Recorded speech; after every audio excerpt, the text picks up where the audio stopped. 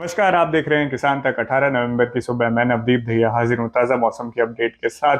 धीरे धीरे गुलाबी सर्दी उत्तर भारत को शिकंजा कस ही रही है। इसी के साथ मध्य भारत में भी तापमान में गिरावट आनी शुरू हो चुकी है।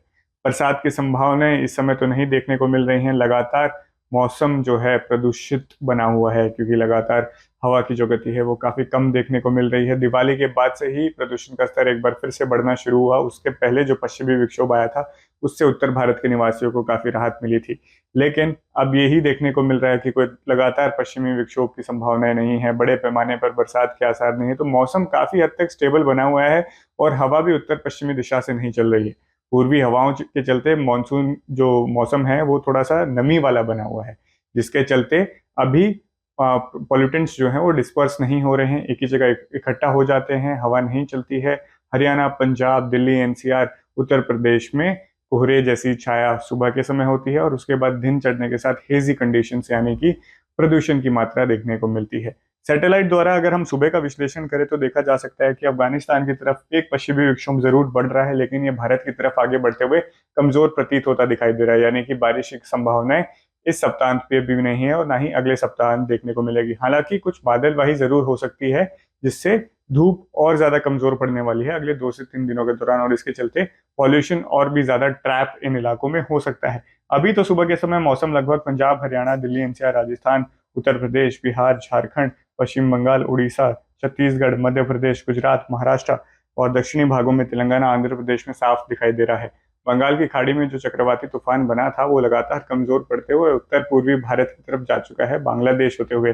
कोई खास प्रभाव उसका नहीं देखने को मिला। नागालैंड के आसपास थोड़े बहुत बादल हैं और यहाँ पर बारिश की गतिविधियां बॉर्डर वाले इलाके जो म्यांमार के साथ लगते हैं यहाँ पर कर रहे हैं। इसके अलावा कोई भी ऐसा भारत का हिस्सा नहीं है जहाँ पर इसका कोई प्रभाव देखने को मिला हो। हालांकि नॉर्थ ईस्ट मानसून जो दक्षिण भारत में चल रहा है इस समय, उसके जो स्पेल हैं, उसकी जो कंडीशन है, उसको उसने बहुत ज्यादा कमजोर किया, क्योंकि जो जनरली पूर्वी हवाएं इस दौरान तमिलनाडु तट पे चेन्नई की तरफ बढ़ती हैं वो कमजोर हो गई और मानसून भी इस दौरान जो है ढीला पड़ता हुआ दिखाई दिया। इसका मतलब ये है कि नॉर्थ ईस्ट मानसून भी नीचे कमजोर है, तो देश भर में मौसम शुष्क ही बना दिखाई दे रहा है, बारिश की गतिविधियां नहीं हो रही हैं। आने वाले सप्ताह में भी ये देखने को मिलेगा कि ज्यादा इसमें कोई बड़ा बदलाव नहीं आएगा। 3 से 4 दिन जो अगले हैं, यानी बुधवार तक हवा की गति में और हवा की डायरेक्शन में कोई बड़ा बदलाव नहीं होगा। लेकिन 22, 23, 24 तारीख से ये देखने को मिलेगा कि उत्तर पश्चिमी हवाएं वापसी करना शुरू कर देंगी। अभी तापमान में जो गिरावट है वो काफी स्थिर है, बड़े पैमाने पर नहीं देखने को मिल रही है, लेकिन धीरे धीरे आप देखने को मिलेगा कि तापमान फिर से लुढ़कने शुरू हो जाएंगे। ठंड जो है गुलाबी सर्दी से अब दिन की भी ठंड जल्दी शुरू होने वाली है। तो 23 तारीख के आसपास देखा जा सकता है कि जो नॉर्मल पैटर्न नवंबर के दिनों में देखने को मिलता है कि उत्तर पश्चिमी हवाएं उत्तर भारत से होते हुए पूर्वी भारत की तरफ बढ़ेंगी, लगभग पंजाब से पश्चिम बंगाल तक एक फ्लो जो देखने को मिलता है हवाओं को, उसी प्रकार से यहाँ पर देखने को मिलेगा आने वाले सप्ताह में। साथ में उत्तर पूर्वी जो हवाएं आती हैं नमी वाली, नॉर्थ ईस्ट मानसून को जो जिंदा करती हैं, ट्रैप होता है मॉइस्चर, कन्वर्जेंस जो दक्षिण भारत के भागों में बनता है, चेन्नई, तमिलनाडु, आंध्र प्रदेश के दक्षिणी भागों में, केरला में, वो अगले सप्ताह फिर से वापसी करेगा। यानी कि दक्षिण भारत में जहां पर नॉर्थ ईस्ट मानसून होना चाहिए वहां पर फिर से एक्टिविटीज शुरू होने वाली हैं आने वाले सप्ताह के दौरान। अभी आउटलुक भी थोड़ा सा देख लेते हैं डीपली कि अगले सप्ताह किस प्रकार से बारिश की संभावनाएं बन रही हैं। और 20, 30 और 20, 21 और 22 तारीख के आसपास जो हल्की से मध्यम बारिश की गतिविधियां तमिलनाडु के तट पे लगभग चेन्नई से लेके त्रिवेंद्रम तक ये वाला जो क्षेत्र है यहाँ पर बारिश की गतिविधियां होंगी हल्के से मध्यम। थोड़ी बहुत संभावना है कोस्टल आंध्र प्रदेश के आसपास भी दिखेंगे, क्योंकि बे ऑफ बंगाल एक्टिव होते ही वो पूरा गुच्छा बनता है बादलों का इस प्रकार से और वो बारिश की गतिविधियां करना शुरू कर देता है। इसके अलावा पश्चिमी भारत में गुजरात, महाराष्ट्र, राजस्थान, केंद्रीय भारत में मध्य प्रदेश, तेलंगाना और विदर्भ के क्षेत्र, छत्तीसगढ़, उड़ीसा, यहाँ पर भी बारिश की गतिविधियां नहीं देखने को मिलेंगी। पूर्वी उत्तर पूर्वी भारत में भी मौसम लगभग साफ और शुष्क ही बना रहेगा। झारखंड, पश्चिम बंगाल, बिहार, असम, अरुणाचल प्रदेश, सभी क्षेत्रों में मेघालय बारिश की गतिविधियां अगले आने वाले सप्ताह में कोई संभावनाएं नहीं बन रही। उत्तर भारत में यूपी, दिल्ली, एनसीआर, हरियाणा, हिमाचल प्रदेश में भी और इवन जम्मू कश्मीर तक अगर हम जाएं, उत्तराखंड, पंजाब में भी बारिश की संभावना आने वाले सप्ताह में नहीं है। तो मौसम लगभग साफ ही दिखाई दे रहा है। अब देख लेते हैं कि किस प्रकार से तापमान रिएक्ट करने वाला है।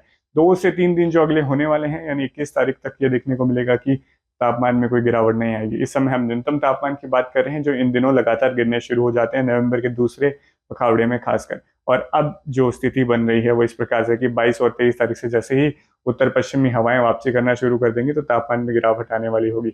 अभी जो ज्यादातर न्यूनतम तापमान दर्ज किए जा रहे हों 11 से लेकर 13-14 डिग्री सेल्सियस के बीच में पंजाब, हरियाणा, दिल्ली, एनसीआर, राजस्थान, उत्तर प्रदेश और मध्य प्रदेश के भागों में है। लेकिन जैसे ही ये ठंडी हवाएं पहाड़ी राज्यों से आनी शुरू हो जाएगी तो पंजाब, हरियाणा, दिल्ली, एनसीआर और उत्तरी राजस्थान के कुछ क्षेत्र ऐसे होंगे जहां पर न्यूनतम तापमान 10 डिग्री सेल्सियस के नीचे जाना शुरू हो जाएगा, यानी कि सिंगल डिजिट में न्यूनतम तापमान आने शुरू हो जाएंगे। मतलब ठंड अच्छी खासी होने वाली है। और ये अच्छी बात भी है कि अभी जो गेहूं की बिजाई हुई है उसको भी फायदा मिलेगा और जो किसान आगे करने वाले हैं उसके लिए भी मौसम बिल्कुल अनुकूल होता चले जाएगा, क्योंकि ज्यादा गर्मी की आवश्यकता नहीं होती है इन दिनों में जब सीडिंग होती है उस समय।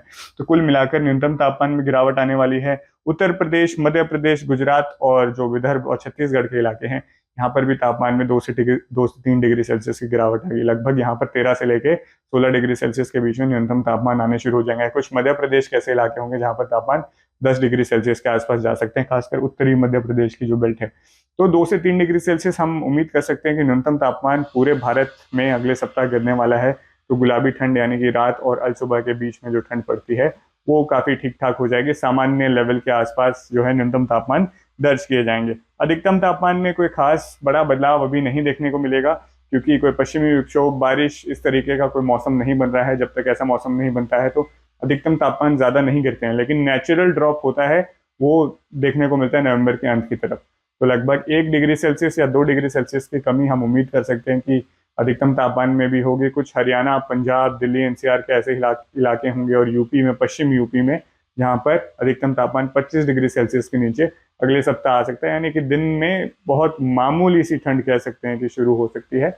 अच्छी खासी ठंड के तो अभी आसार नहीं है, क्योंकि वो तापमान 20 डिग्री सेल्सियस के नीचे जब जाते हैं तभी दिन में कुछ ठंड प्रतीत होती है। तो भारत में अभी अधिकतम तापमान सामान्य से थोड़े अत्यधिक ही रहने वाले हैं, लेकिन न्यूनतम तापमान में गिरावट आने वाले सप्ताह में देखने को मिल सकती है। और पश्चिमी विक्षोभ यानी बारिश की कोई संभावनाएं अगले सप्ताह तो नहीं है, लेकिन नवंबर के अंत में और दिसंबर की शुरुआत में अच्छे संकेत मिल रहे हैं कि उत्तर भारत के पहाड़ी राज्यों को और मैदानी राज्यों में जो है पश्चिमी विक्षोभ प्रभावित कर सकता है, जिसके चलते ऊपरी पर्वतमालाओं पर हिमपात और नीचे मैदानी राज्यों में बारिश की संभावनाएं हो सकती हैं, जिसको किसानों को भी गेहूं की बिजाई के समय अच्छा फायदा मिलेगा। और सरसों की जो बिजाई हो चुकी है ऑलरेडी काफी सारे इलाकों में, उनको तो जरूर फायदा मिलने वाला होगा। और दिसंबर की शुरुआत में जब भी पश्चिमी विक्षोभ आते हैं उसके बाद ठंड अच्छी खासी पड़ती है, ये भी देखने को मिलता है।